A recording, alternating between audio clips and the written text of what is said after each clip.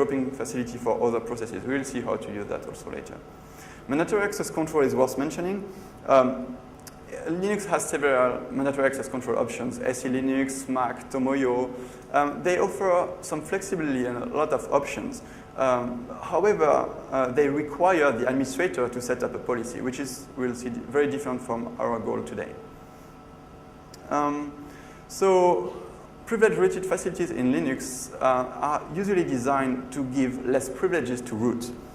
And the one which are not designed to only give less privileges to root still require root to use them. So we don't have many tools at our disposal.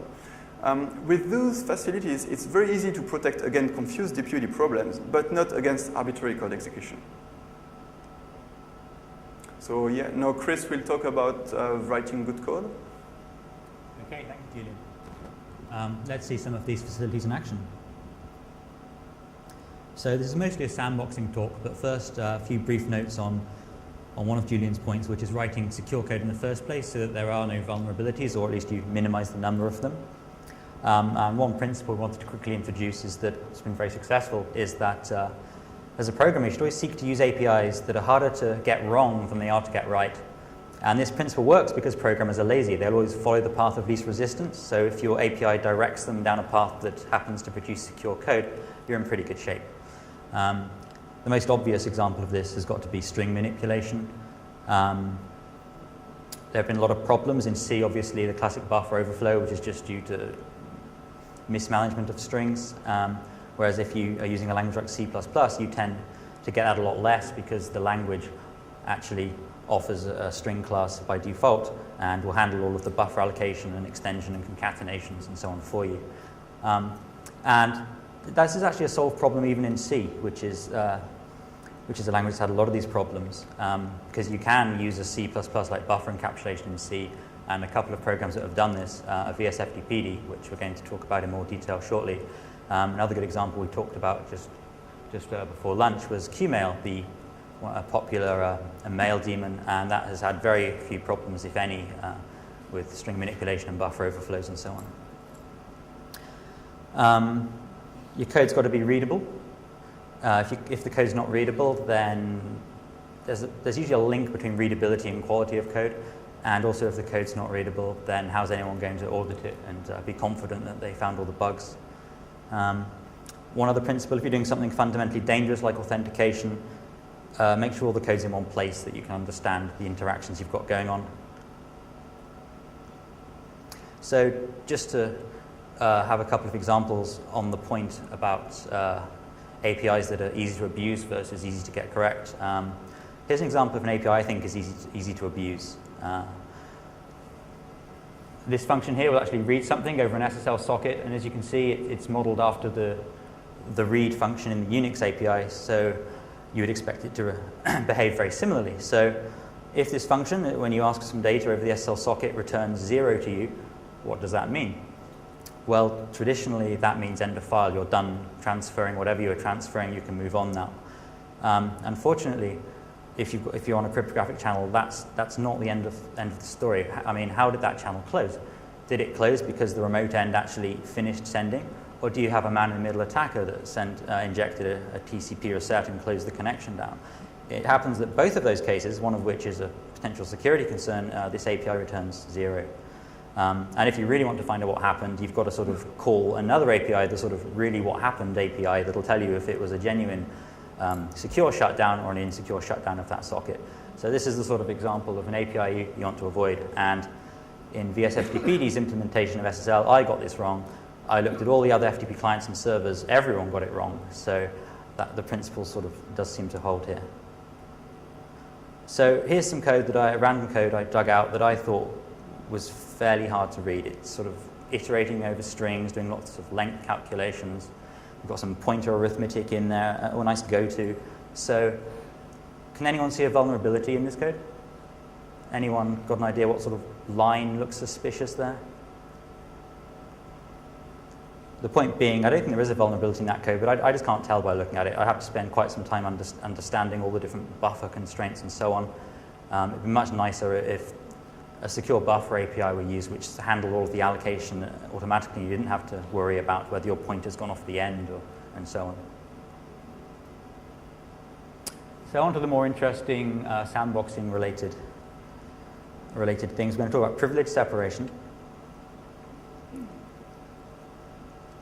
So privilege separation is about using multiple processes in your design. Julien covered the fact that Unix offers a very strong boundary between processes, so they're a good primitive, if you like, to use to make your application more robust.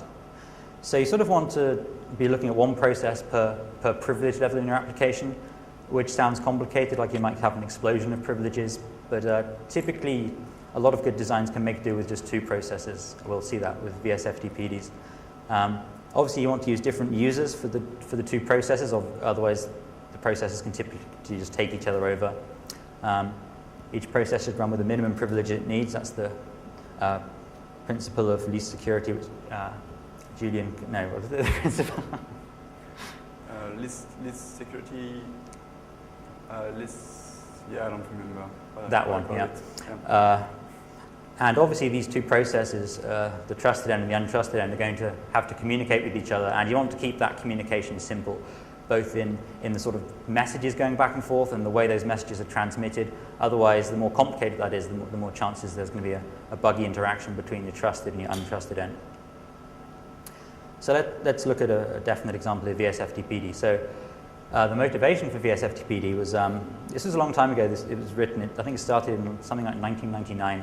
And at that time, all of the popular FTP servers had a bit of a design error, whereby if you logged in as an anonymous user, which obviously anyone can do without any authentication, and then there was some form of bug, say a buffer overflow in the FTP parsing code, although you were sort of running as an unprivileged user, there's root privilege in the background. So any compromise of an anonymous session, and you've totally lost that machine.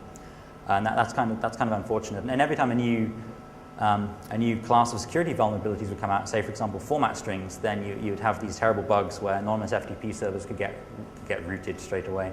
So that's not such good design, and Vsftpd was started just to see if something could be done about that. So we're going to look at Vsftpd in the attack surface it exposes whilst it's using sandboxing. And the concrete scenario we're going to talk about is an FTP server that doesn't expose anonymous accounts, just has password authenticated accounts, and those logins have to be over SSL. The reason we've thrown SSL into the equation is that it's kind of hard to get the FTP protocol wrong before you've logged in, because you only have to handle accepting a username and a password and checking if it's right or not. Whereas if you add in SSL, you've got the whole SSL handshake, which has got integers and lengths flying back and forth across the network, and that's actually a much larger and more risky attack surface. So the goal is to see what we can do based on our guess that there will be vulnerabilities in SSL libraries that still haven't been discovered. So this is what things look like in terms of processes when you are not yet authenticated to Vsftpd. You've got two processes represented by the shapes there. On the right is the untrusted process, running as nobody, not the real nobody, but sort of the concept of nobody, some user ID that doesn't own anything too sensitive. And in there happens all the risky things, so the FTP parsing and mainly the SSL handshake. And once this untrusted end has got what it thinks is a proposed username and password, it sort of sends them to the trusted end running as root, which has the authority, if that username and password proves to be correct, to sort of kill this process on the right and spawn a new process running as the correct user for that session.